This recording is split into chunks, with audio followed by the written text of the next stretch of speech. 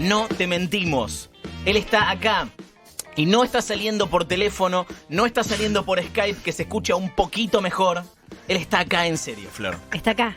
Sí, lo veo, Y no sé charlamos, por qué me todo. estoy haciendo el misterioso y hablando en sujeto tácito, como si no hubiese anunciado que venía hace 10 segundos. Sí, y en Twitter y en todas partes. Pero bueno. La música de Gloria la estoy amando muchísimo, exacto.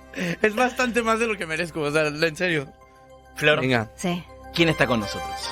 Él se llama Chumel Torres de Chumel con Chumel Torres. Exacto. Chumel Torres en vivo, El bienvenido. peor nombre del programa del mundo. Fíjate que esa era una cosa muy rara porque yo cuando estábamos pensando en el show de HBO y estábamos en las juntas creativas para ver cómo se iba a llamar y yo dije, bueno, que se llame cualquier cosa menos Chumel con Chumel Torres, de repente fue... Claro, creo es que ese, está obvio. bueno. Bueno, Ajá. ¿sabes que a nosotros nos dijeron en joda como no sabíamos cómo ponerle a este programa y una amiga nos dijo, bueno, pónganle sensacional éxito si ustedes, cómo les va a ir? Y así fue. Sensacional éxito, boludo. Pues como eso. Así. Pero me gusta que se llama Sexito. Claro. Sexy. Es muy bello, sí, lo hace muy bien es en hermoso. Twitter. Yo soy fan del, o sea, lo he escuchado varias veces cuando ponen el enlace en Twitter. Sí, y tengo una amiga que es que ahorita te tengo que pedir que le mandes un saludo porque escucha Jodor, Sí. pero religiosa, o sea, me da pena, o sea, ya sabía que venía para acá, me escribió 80 veces. Dile, bro, que yo sé de va así. Entonces sí. Es el Le podcast mandamos de un Game beso. of Thrones Sí. en el que Flor demuestra que es una enciclopedia viviente, básicamente, Correcto, sí. sobre una tierra que no existe. Sí, Exacto. Y bueno, gente que no existe tampoco. Exacto. Pero uno bueno, se agarra del talento que puede. absolutamente. Virginópolis, ¿verdad? Sí, sí. Bienvenido a la Argentina. Muchas gracias. ¿Qué estás haciendo acá? Vinimos a con el programa de HBO. Lo que pasa es que hemos estado haciendo una cosa que dijimos, ¿cómo podemos gastarnos el dinero que hizo Game of Thrones lo más rápido posible? Excelente. ¿Cómo puedo hacer que eso me funcione a mí? Entonces dijimos, ¿sabes qué? Vamos a hacer una serie de programas especiales en diferentes países, Sí. un poco para presentar los temas sociales, económicos, políticos, etcétera, pero por zona. Empezamos con un experimento en Colombia, Sí. le fue re bien y luego después nos fuimos a Guadalajara, que también nos fue bien, y esta es la versión en Buenos Aires. Acá estás que igual decíamos, ¿no? No está pasando nada, así que me imagino que... Exacto, muy tranquilo, vas a la ir gente con- está perfecto. Este es el material más valioso que te vas a llevar, Exacto, ¿no? porque El sí. registro de esta entrevista. Hasta aquí llego. Y entonces sí, noté un ambiente político calmado, nada de polarización. Bien, dije, ¿a qué vinimos? No, entonces lo que estamos haciendo es justamente, se llama Argentina para no argentinos. Sí. Y es eso, lo que ofrece Argentina, o lo que tiene pues en cuestión, no nomás política, porque eso sería lo más, digamos, entre comillas, sencillo, porque es lo que más se sabe, sino económica, culturalmente, socialmente, que está sucediendo. Está padre, tenemos entrevistas súper chingonas con por ejemplo, fue a Maca Sánchez, Sí. Sí. que es la chica esta futbolista, unas historias tremendas. Entonces, Sí, sí. tratamos como de enfocar diferentes como aspectos y llevarlos al programa para que lo vea toda Latinoamérica. Como news junkie que sos. Estás todo el tiempo, sos una esponja de información, porque después la tenés que transmitir, ¿no? ¿Cómo te llega? ¿Qué te llega de Argentina a vos puntualmente desde...? Siento que hay una prepolarización política importante. Y no me es tan ajena porque en México pasa exactamente lo mismo. Incluso me llegó a pasar aquí en Argentina. Dando opinión de cierto candidato o de cierta candidata, me llegaba el feedback argentino de ¿qué te pasa? Me dijeron, sos un colonizado, me dijeron. Colonizado. Colonizado. Esa no nos la dijeron Sí. todavía Sí. nosotros. Sí, yo ya fui colonizado, y entonces, digo yo, en realidad solo estaba leyendo las noticias y dije, bueno, es el mismo efecto que pasa en mi país con respecto a los candidatos, ¿no? O sea, hablas de uno y es, claro, es que la libertad de prensa debe ser así, y hablas del contrario y es, ¿cuánto te pagaron para decir las mentiras? Es un poco lo mismo. Hay una polarización importante. ¿Y qué es lo más complicado? Porque vos arrancaste en YouTube y arrancaste hablando de México, en un momento también político muy particular de allá. Pero ahora, ¿qué es lo más complicado de meterte con tantos países? Y cada uno que tiene sus propios entramados y personajes. La verdad es que no es tan distinto. O sea, la historia política o la vida política de cada país, en todos lados, lo que históricamente adolece Latinoamérica es de la corrupción. La corrupción en todos los medios, la gente desconfía cada vez más del político, de lo que le dice, las instituciones empiezan a, digamos, bueno, a quebrar poco a poco, y los problemas no son tan ajenos. En mi país se llama tal, en este país se llama tal. O sea, nada más es un poco cambiarles como el nombre de los jugadores. Con lo que más batallé, sobre todo de entrar a platicar de política de tu país, es platicar del mío primero. Entonces, decidí hacer toda mi primera temporada de HBO haciendo México. Entonces, como dije, vamos a reír, primero que sea de mí. Y exponía todos los casos de corrupción, todas las cosas que nos duelen. Pero ya segunda temporada fue, ahora sí, mira, Colombia, Argentina, Chile, Ecuador, etcétera. Y es la misma, porque en realidad se empatiza muchísimo más desde exponer las debilidades que desde empezar a burlar de tu abuelita alcohólica. Primero hay que reconocer que la mía también, entonces ya en ese punto encontramos, sí, empatía, digamos. Eso fue lo más complicado. Vimos que me metí en tu Instagram para stalkearte, a ver por dónde andabas. Vimos que te juntaste con nuestro amigo y colega Diego Iglesias hoy también, que le mandamos un abrazo. Sí, es genial. Y fíjate, lo que pasaba era una cosa, bueno, estuvo más de 20 años en CQC. Sí. Yo soy fan del contenido que hace él. Y antes de empezar la transmisión le decía... Hay un algo, ¿no? Podrían ser primos. Sí, es mirada cansada, pelo cano, sexualidad dudosa. Sí. Entonces, le preguntaba yo antes de empezar, porque es difícil conocer a un igual, ¿no? Es como si tú conocieras una locutora de Game of Thrones en México. Entonces, oye, yo conozco literal 3. A él, a Daniel Samper en Colombia y a otro amigo gringo que ahorita les platico que está bien padre. Y le decía, oye, me decía él, ¿a ti te hacen bullying en redes? Le digo, sí. Me dice, ¿de los dos lados? Le digo, sí. Entonces, como que encontrar este tipo de... Digo, creo que deberíamos empezar a hacer terapia de grupo de todos los que hacemos comentario político, o sea, vaya, comedia política, porque nos duele exactamente lo mismo. Si hablas uno, te echan tomates de un lado y si hablas del otro igual. Entonces, es raro eso. Primero que cuando te tiran de los dos lados es que algo estás haciendo bien, seguramente. Sí. Cerraste la grieta, como decimos acá. Había una frase de Hideo Kojima que decía... De los videojuegos aprendí que si te topas enemigos vas en el camino correcto. Entonces... Qué lindo nerd que es. ¿Cómo dice Hideo Kojima? ¿Cómo? Me encanta. No, es rara con Hideo Kojima porque una vez me mandaron a Japón a un screening, escucha esto. Y entonces de repente me dice, oye, está Hideo Kojima allá enfrente. Y yo no puede ser. Saco mi iPhone y le digo, ¿me tomas una foto con Hideo Kojima? Y le dije a Hideo Kojima que me saca una foto con un japonés random. Y luego me dice, yo soy Hideo Kojima y así, por eso, es lo que tú obvio. a ti mismo. Sí, bueno, acá ¿a qué presidente recibimos que no era el presidente y fue... Sí. Empezaron a cantar todo y fue como, no es otro. Exacto. Así que no pasa nada. Eso me pasó con Kojima. Cuando te llevan palos en redes sociales todo el tiempo por meterte con política local, también internacional, ¿qué sentiste? ¿Te sentís estimulado a meterte más todavía o a veces decís, ¿por qué no me dediqué a opinar, a hacer unboxing de juguetes? ¿Sabes qué pasa? Porque nuestra cosa es, hay veces que es tanto lo que te putean en redes que de pronto dices, ya basta, ¿no? Y luego dices, mis amigos músicos no tienen este problema para nada. O sea, justo platicaba no hace mucho con Adrián de Argelos, que fue al programa con Babasónicos. Y le decía, oye, ¿tus redes qué? Me dice, lo mío es por amor, che. Y yo así de, qué padre, ¿qué es eso de, me encantó tu canción, me enamoré con este disco, no sé qué. Y lo mío es de, ¿cómo te atreves a hablar? Y yo así de, va. Entonces, no sé, siento que no es para todos, pero sí te haces como una capilla de, como una piel más gruesa, ¿no? Es como es un trabajo sucio, pero alguien lo tiene que hacer. Sí, exactamente. Y es muy gratificante, la verdad es padre cuando... por ejemplo, en redes pasa eso, ¿no? Muchísimo, el ataque, no sé qué. En vivo es absolutamente otra historia. Entonces, banda te tiene otra respuesta. Güey, gracias por lo que haces, que está bien enfermo. O sea, así literal, de gracias por lo que haces. Como si fueras tú una avatar de la justicia internacional. Eso paga muy, muy padre. Y cambia el feedback de cuando de YouTube a la tele, o sea, de HBO a tu contenido en YouTube. ¿Cambia o cambió el feedback, los haters, los comentarios, eso? Muchísimo, sobre todo cuando yo le digo siempre, por ejemplo, en los canales o las vertientes en donde estoy, no escriban en Twitter.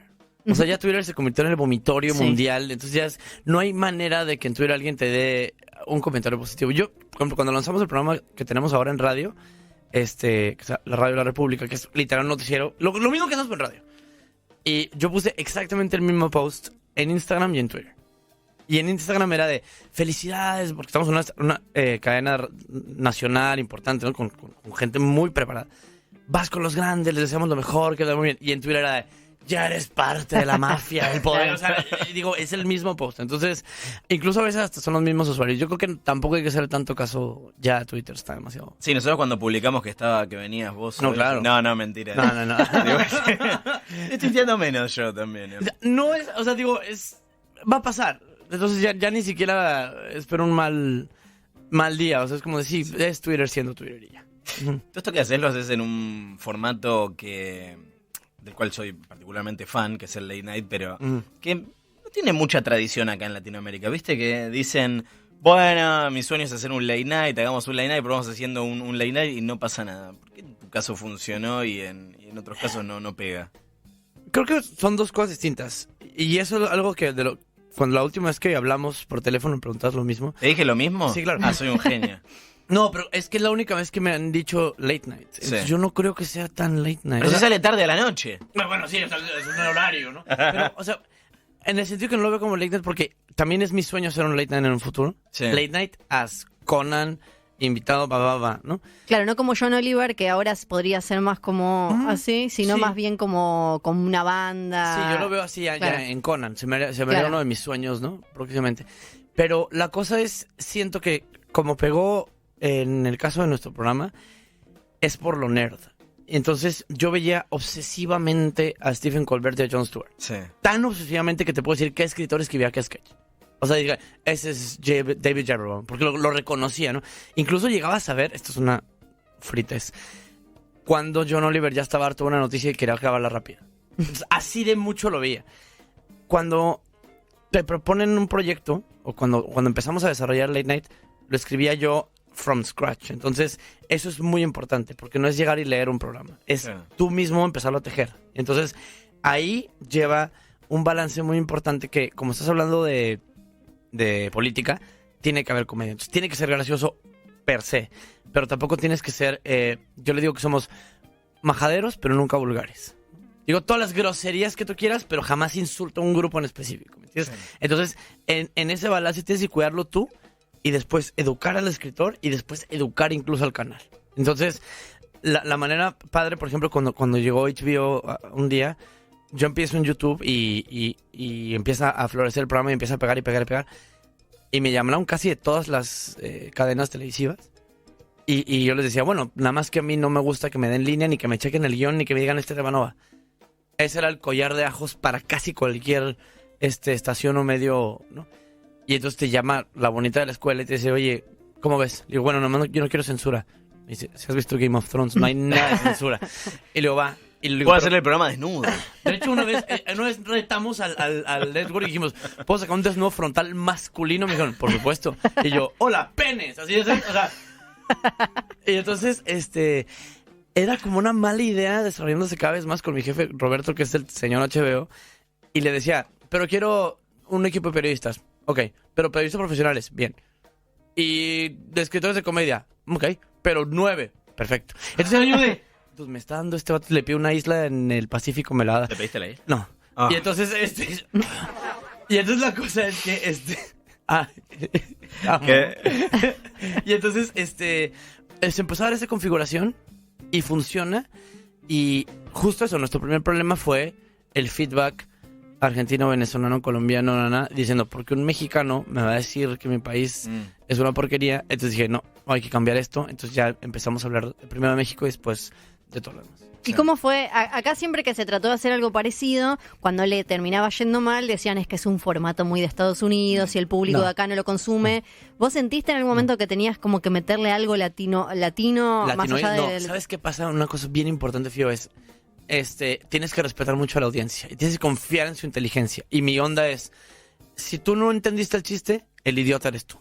¿Me entiendes? O sea, porque esto está armado bien y más vale que todos estemos en un nivel tantito mayor, porque no va a ser el chiste del pastelazo ni el chiste misógino o homófobo de la niña llegando con ¡ay, se agachó! Mira, se le ve Pikachu. O sea, ¿sí me entiendes? No es manera de eso. Y es un poquito educar a tu audiencia también a decir de aquí vamos a hablar un poquito más de temas tantito más elevados.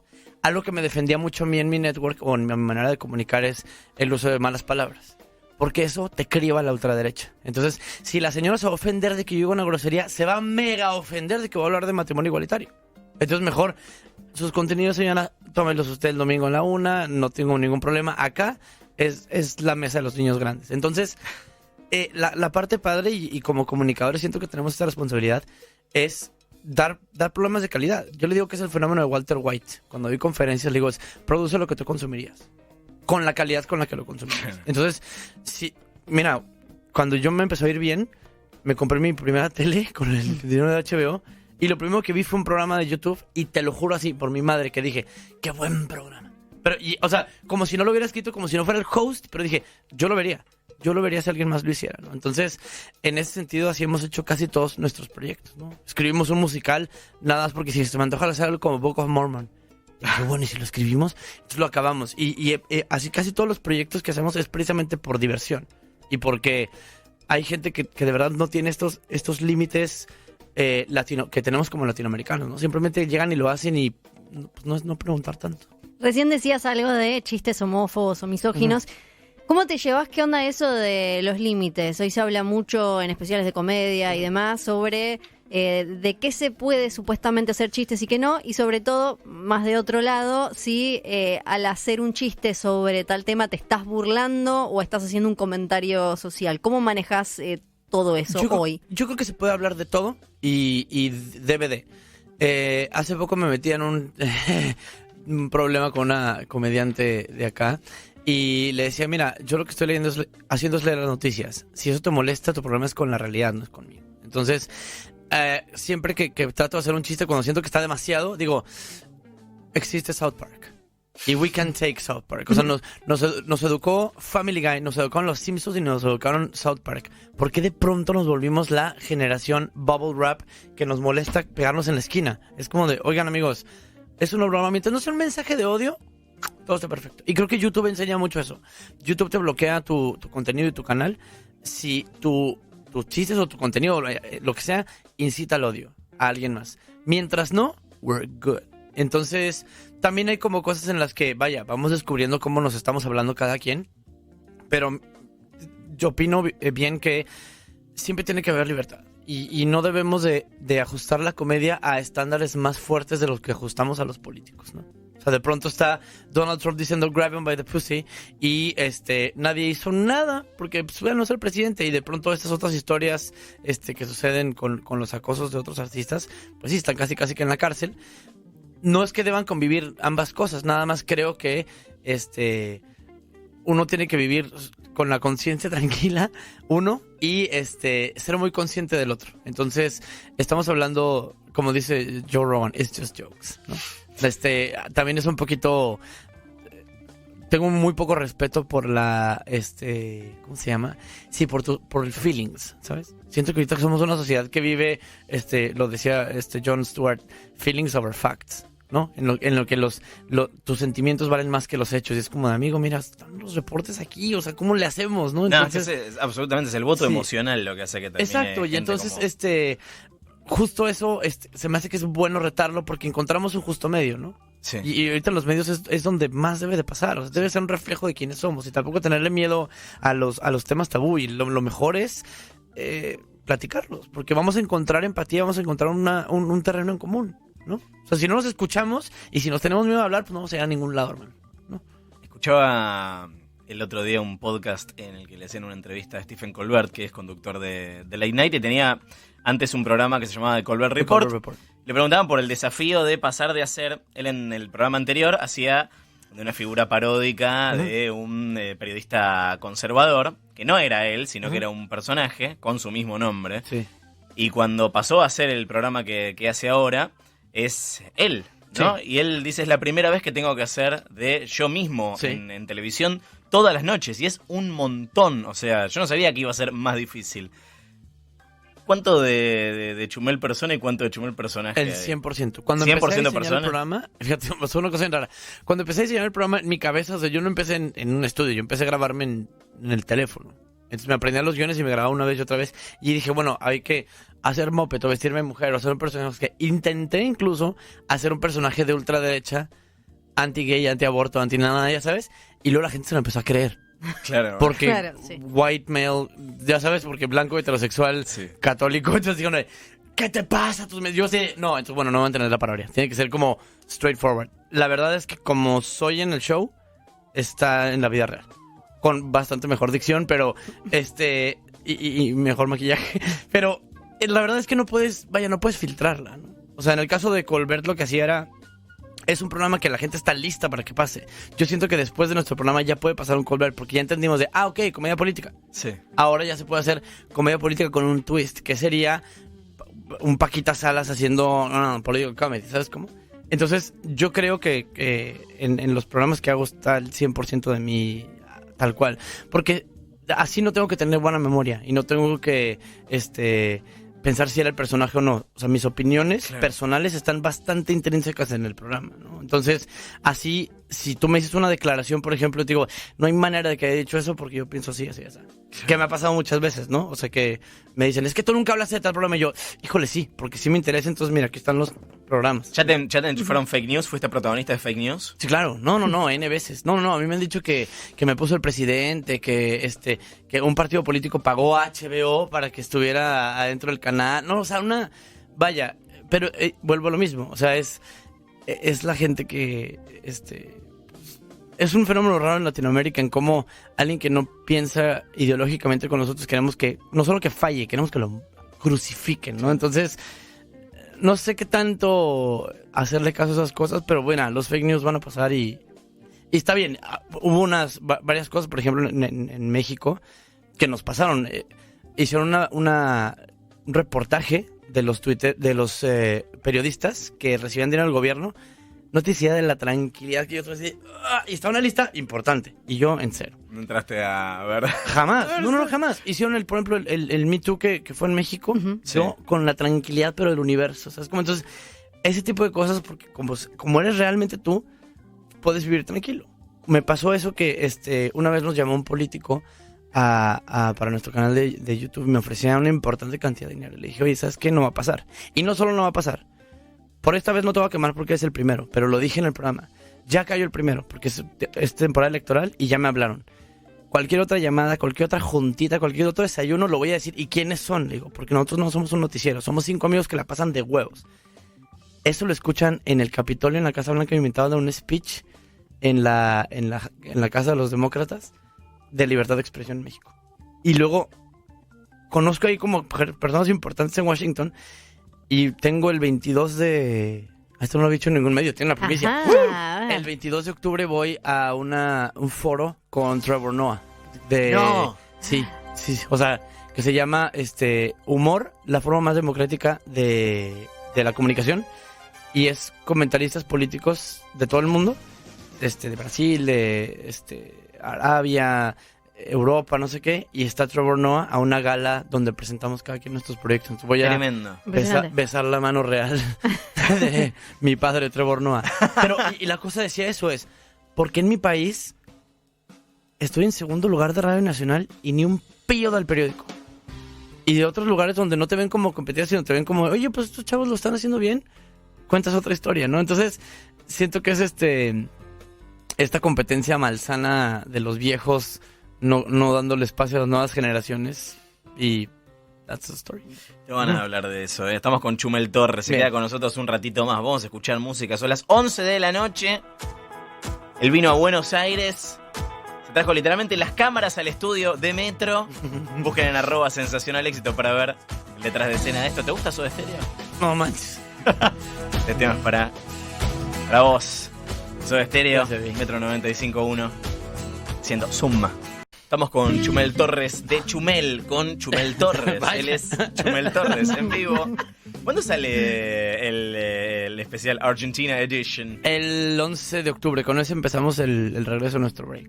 Qué bien. Sí. ¿No son esos meses en los que no estás al aire? ¿Cómo? No, son No 3 estás. semanas. 3 semanas. Ricos, la verdad, porque es muy demandante el programa. Sí. Es muy. Porque tiene que tener... Nos metimos en un tema bastante más complicado, por ejemplo, que nuestro hermano mayor y gringo, John Oliver. Él solo tiene que proteger los derechos de Estados Unidos. Como este programa sale en toda Latinoamérica, mira, tienes que proteger los derechos de copyright, que son diferentes en España, pero en Argentina, pero en Panamá, pero en Perú.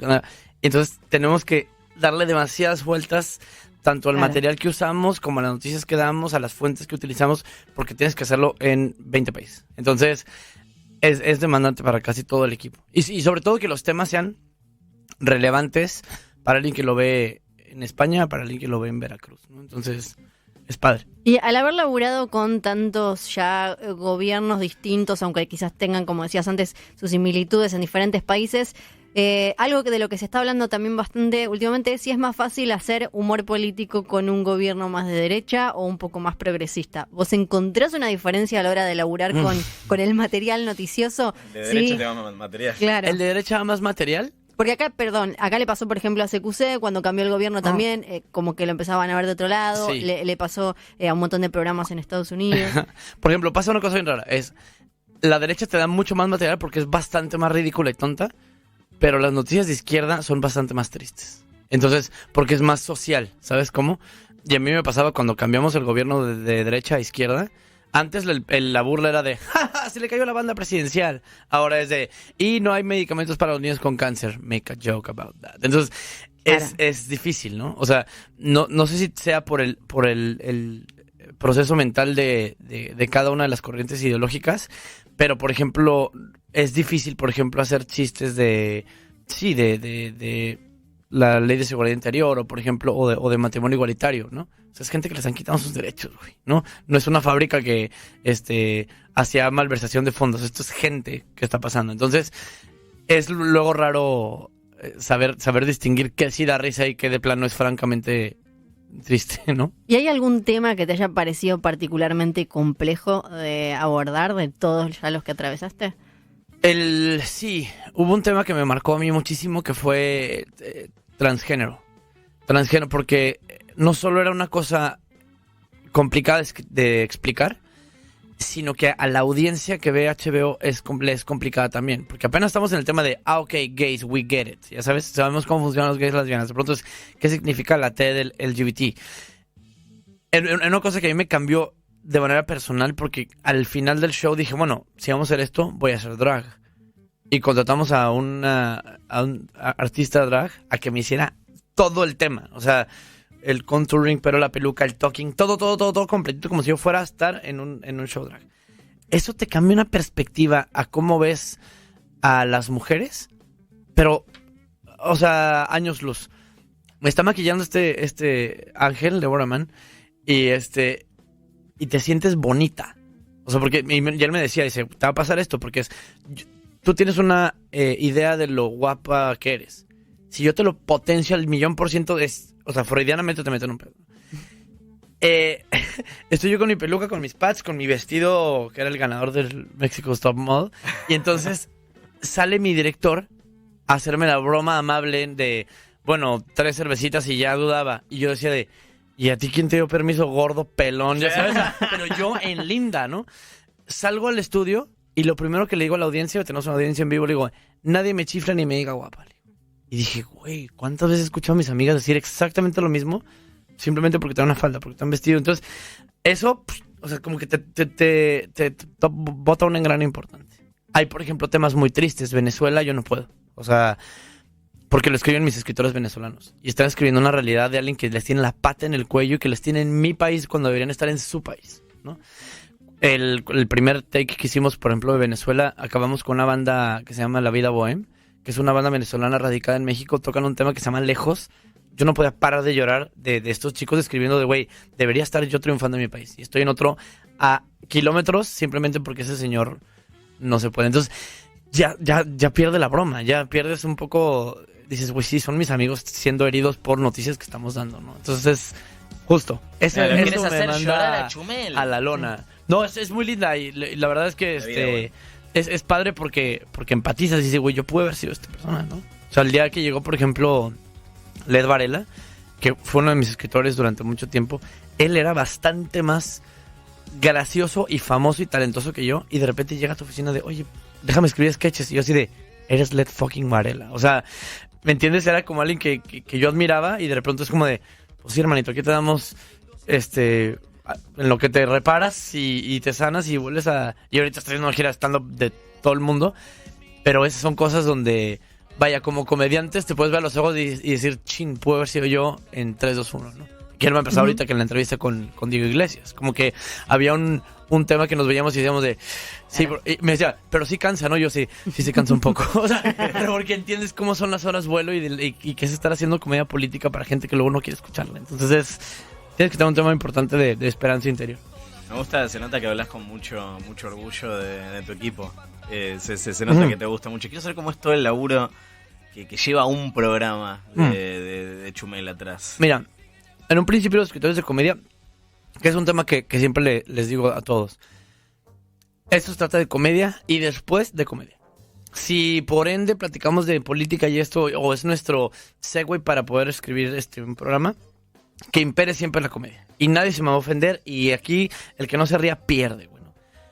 Pero, por ejemplo, como es muy complicado hacerlo, contratamos un equipo de periodistas, casi todas son... No, de hecho todas son mujeres. Y periodistas vienen de Al Jazeera y de Vice y de Le Monde, o sea, gente seria. Sí. Y le decimos, ¿sabes qué? Queremos escribir de inteligencia artificial.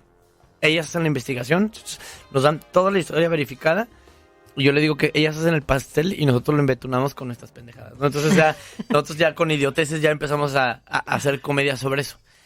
Una vez que ya está preparado, ya hacemos una lectura general, y a mí me gusta llevarme el guión y solito hacerle el tweaking personal. Y eso lo aprendí de Jon Stewart, que él tiene el programa escrito, entonces se lo lleva un día antes, y antes de salir, él quita el chiste y pone acá, porque al final del día tiene que ser tu voz. Cuando conocí a Jorge Ramos, me enseñó su estudio. No, bueno, o sea, era una cosa de pantallas 3D, pero el LED y la grúa, no sé qué. Dice, ay, ese es mi escritorio. Y era una mesita así como la que tienes ahí. Y yo ahí yo escribo el noticiero. Y luego, ¿cómo lo escribes tú? Me dice, por supuesto, pues tiene que tener mi voz. Y yo así de, ay, qué idiota. Entonces, yo me estaba quejando y dije, ay, ¿cuándo dejaré de escribir? El tema es que nunca dejas de escribir, ¿no? Algo que me gusta pensar mucho es como tener una panadería y el pan se vende muy bien. Entonces prefiero tener una cuadra de gente haciendo fila en mi panadería que tener 20 panaderías. Entonces, porque me gusta hacerlo, ¿sabes? Como es mi sueño. Y yo sí, la verdad, le decía en conferencias que he tenido, yo sí soy el niño que se volvió astronauta. O sea, si tú me preguntas qué es lo que más te gustaría haber hecho en la vida, yo te diría un programa de comedia política. O sea, a mí sí me pasó absolutamente. Entonces, si me das otro programa, voy a hacer comedia política. Porque me gusta, es mi... Sí, yo veía, la primera vez que vi fue Colbert, dije yo, ¿qué es esto? Porque este trabajo existe, güey, esto es de extraterrestres, ¿no? Entonces, eso hice, le copié todo. Todo, el estilo, los bloques, el look and feel, la comunicación, absolutamente todo. Pero entonces le decía yo a los niños con las que los doy conferencias en universidades, empecé haciendo una banda de covers. Pero luego poco a poco encuentras tu propia voz. Y después de tanto escuchar a Lennon y McCartney, dices, oye, ¿sabes qué? Yo igual puedo ser Mick Jagger, ¿no? Bueno, ese es un ejercicio que hasta dicen que es bueno para escribir, que si estás medio trabado, agarres un párrafo de un libro que te gusta o algo así, arranques. Siempre. Y ahí encontras tu Siempre. voz. No, yo me fusilé todo. O sea, ¡ay! Es el Tonight de Colbert. Los liners, los bloques, todo exactamente es literal la fórmula de Stephen Colbert. Hasta que encontré mi propia voz. Entonces la parte padre es por experimentación. Dices, es que yo soy más así. ¿Sabes cómo? O sea, y empiezas a descubrir tu propia salsita hasta que ya se vuelve tu propio programa. ¿Ves covers de Chumel por ahí? Sí, claro. No, hay un niño en Pachuca, que es una provincia de México, que literal se llama El Pulso de Pachuca. Y él me viste como yo. Y una vez que estamos en vacaciones, hicimos con su guión en mi programa. Entonces yo le hice un homenaje a él. Porque es un fan de pronto que dices, güey, es un niño de que está en la universidad y tiene su green screen y sus noticias, no sé qué, y no lo hace tan mal. Y entonces dije, ¿sabes qué? Vamos a hacer un programa, un día que estamos en un break, le vamos a hacer el programa exactamente de él, pero con mi producción.